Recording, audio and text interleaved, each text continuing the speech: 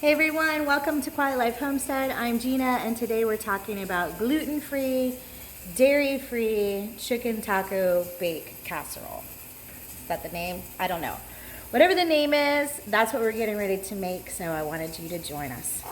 I searched a lot of recipes on the internet / YouTube, and I didn't see any recipes that were gluten-free and dairy-free, and that's what I wanted to make today. And I also wanted it to be more nutrient dense, and so I'm adding in zucchini, peppers, and onions to my mixture. So I'm hoping this will make a couple different pans, and I'll get you started showing you what we've got here going on. First thing we have is some chili verde. Oh, I'm so weak. Chili verde is just green chilies. So if you had a can of green chilies, you could use that too. It would be totally fine. OMG, this is happening to me. You know, for the 5 of you that are watching, I'm sure this is not going to be embarrassing at all, so no big deal. All right, so I'm gonna do a whole bunch in here, but just like a lasagna, you kind of start with some sauce in the middle, in the bottom, so that it doesn't stick. Now, I also have these awesome Thrive Market taco shells, which my child says he hates, but they've been in there a really long time, and they're probably stale. So that's the only reason I'm using them, just to kind of use them up. And he will be none the wiser. All right, the next thing I have is an entire package of chicken leg quarters. Yesterday, I cooked them in a pressure cooker for an hour. I added water. I ended up with broth, which is probably what you hear in the background, making a lot of noise because I'm canning it. And then I also shredded all the chicken. And then I saved the bones. I don't know if you can see back here, this big pan of bones and stuff. That was like scraps that I had added to my freezer bag. It's like end pieces of onions and little pieces of carrots here and there, so that when I make stock, I just dump all that in to make a bone broth. So I ended up with 3 quarts of bone broth and 1 quart of chicken because I didn't have enough bone broth, so I just filled it with chicken, and I put all 4 of those in my electric pressure canner, which I will show you shortly. But I ended up with a bunch of shredded chicken. I'll show you now. And I mixed the shredded chicken with 1 packet of taco seasoning and about probably a 1/4 cup of salsa. That's all that's in here. Now over here, I defrosted some zucchini, and I had a frozen bag of peppers and onions. And I hit it with a hot dry pan, just to kind of absorb that moisture after I had really squeezed the dickens out of it in a colander. So we're not only making gluten-free and dairy-free, but we're also going to pack in some nutrients and vegetables because it's back to school, and back to school means illnesses and fall and all those things coming around. So we'll touch this, see if it's hot.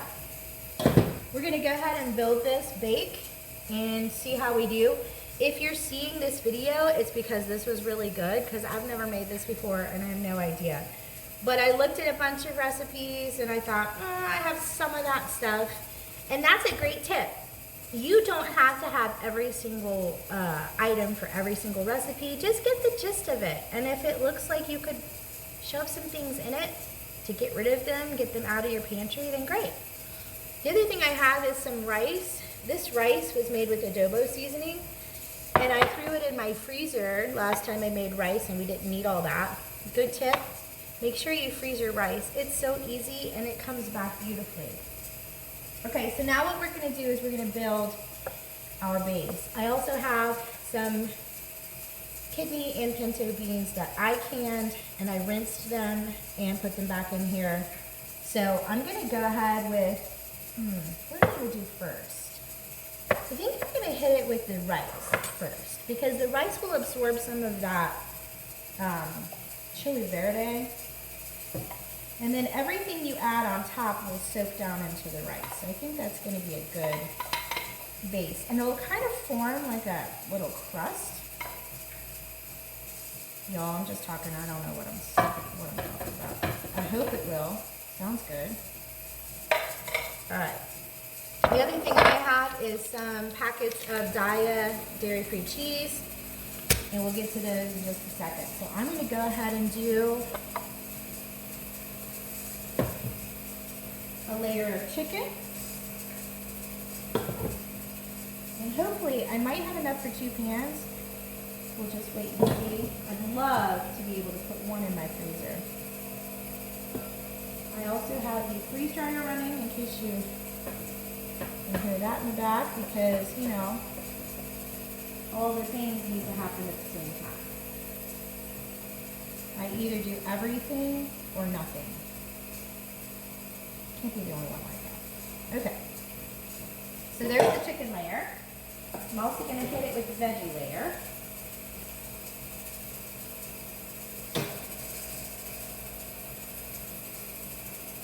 Oh man, this is gorgeous. Gorgeous. And then I'm going to do the beans. Now, because I didn't salt these beans, I am going to put a little bit of salt on this top layer. Just kind of salt as we go. But remember that the chicken has already been seasoned up, so it's good to go. Salt, where are you, salt? Hello?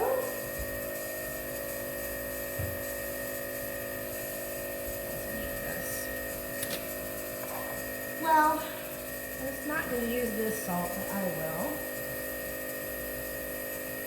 I've got it like a grinding salt. I must have taken it somewhere. Okay.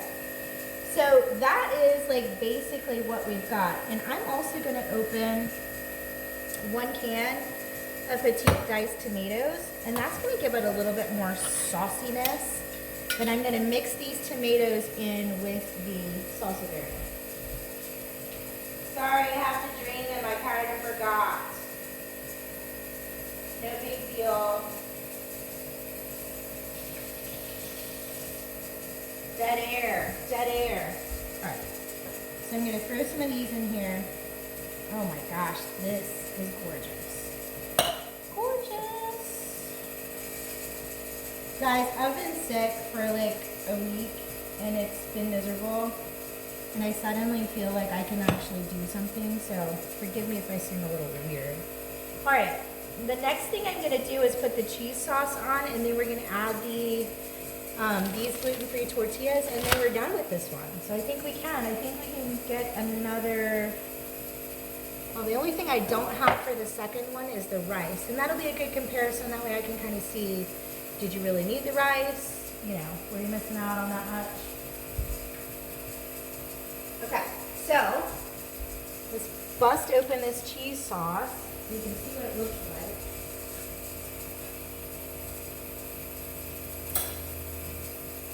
It's actually kind of like a nacho cheese sauce. I don't know if you can see it. Hopefully you'll be able to see. Here we go.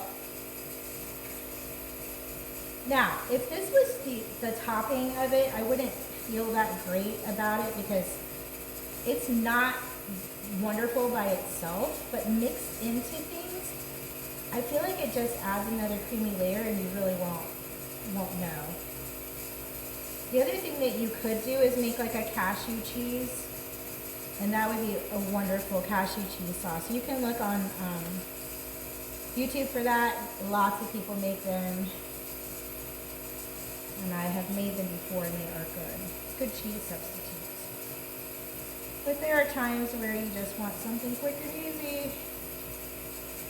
And when you're doing gluten-free and dairy-free, let's face it, nothing's ever quick or easy. So that is the goal here. To make one of these so that in one night when I don't want to do much, then I don't have to do much. Okay, I am adding a little bit of the salsa verde, but I wanted to save some for the next pan, and the next pan I think is going to be a lot smaller. So let's see.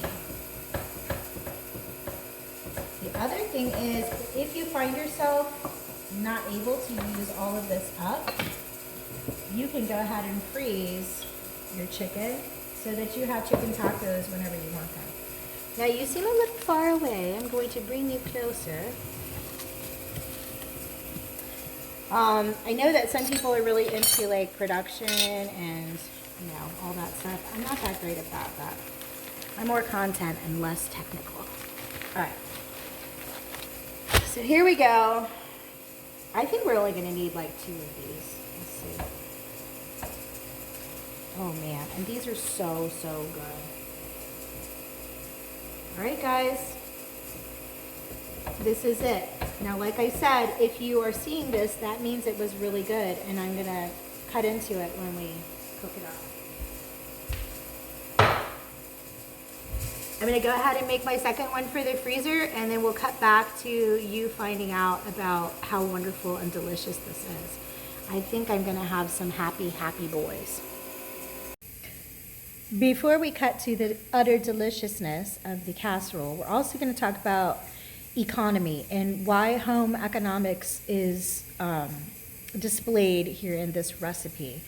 It's because you were, by cooking the chicken in advance, we were making a threefold product. So basically I got broth, I got shredded chicken, and I got all the bones and scraps, which I get to feed to my chickens. So some of you may not have that. Maybe it goes into a compost pile, whatever. So I'm always thinking ahead to, maybe I don't have an exact plan for something, but I know I want to use it up, and I know I want to either get it preserved either on the pantry shelf or in the freezer. So like if I make rice, I don't mess around. I make a ton of rice. I make the full maximum amount of rice because I know that I can freeze rice super easily.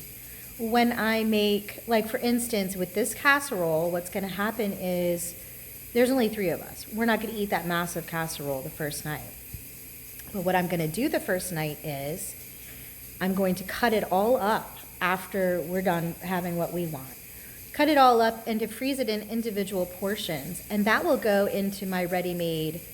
I have a freezer just designated to like individual freezer meals so that if we have a day where we don't really like have time or we don't want to go do takeout, we can grab from that freezer, and we don't all have to have the exact same meal. Guys, you don't have to eat the exact same meal.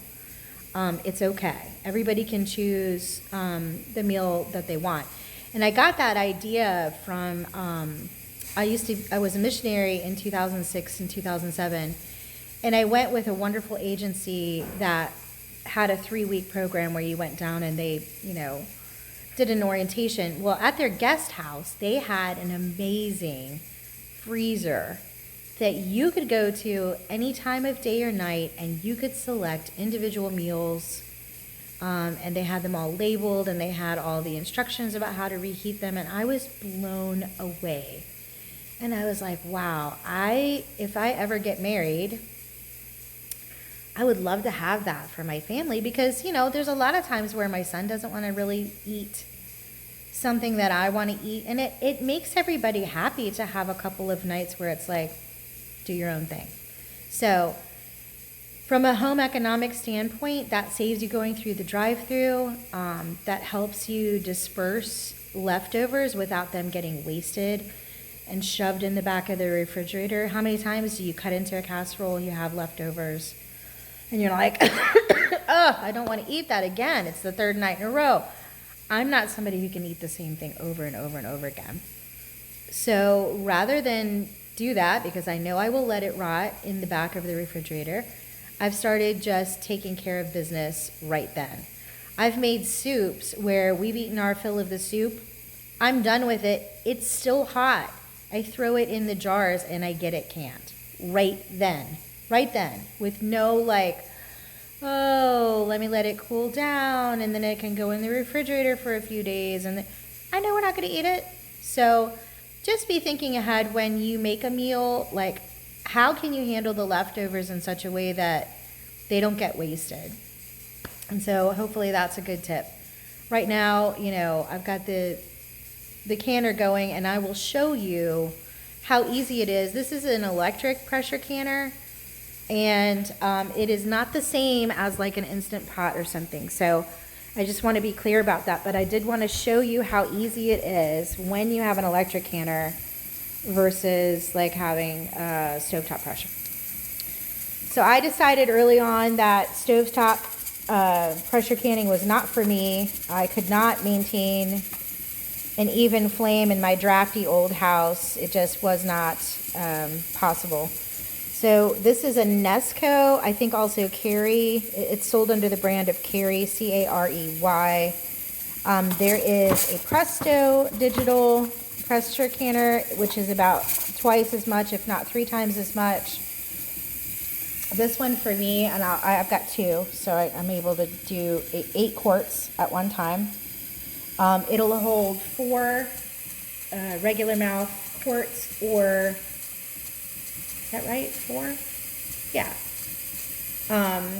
And then I think it'll hold like 5 pints, maybe. So all you do is you hit high for pressure. You adjust up your time, like for, you know, chicken or whatever, it was 90 minutes. And then you hit start, and that's it. And when you set it, you put it on exhaust like that. And then for the first 10 minutes, it blows out steam just like this. And then at the 10-minute mark, it beeps at you. You flip it to airtight, and that's your involvement. That's it until it's time to go. Now, you do have to fill it with hot water, whether you're raw packing or not. It does not matter. That water has to be hot or it will not work. So I learned that the hard way. And so now even when I raw pack, I will raw pack into hot jars so that it's not quite so disturbing. And then obviously I still do hot broth in the raw pack. So anyway, that is just, I wanted to pop on here and start thinking about, you know, oh, I'm going to be generating leftovers, but that's a good thing. I don't want to cook every single day, and so the days I cook, I want to make it count. And I hope that helps you, and the next thing that we'll do is cut into this delicious casserole. Okay, the moment of truth, and I have already eaten it, so I know that it's good. But what it looks like when it comes out, really good. These get a little crispier on the top, and I really enjoyed it. So I think we're gonna leave it on the rotation. It's been so far a decent hit. Yeah, I would definitely eat this again. And I think it's going to be great for our independent meals freezer. Already had a little bit just to taste it and give my opinion. And we're eating the one with the rice tonight, so I'm sure the other one is just as good.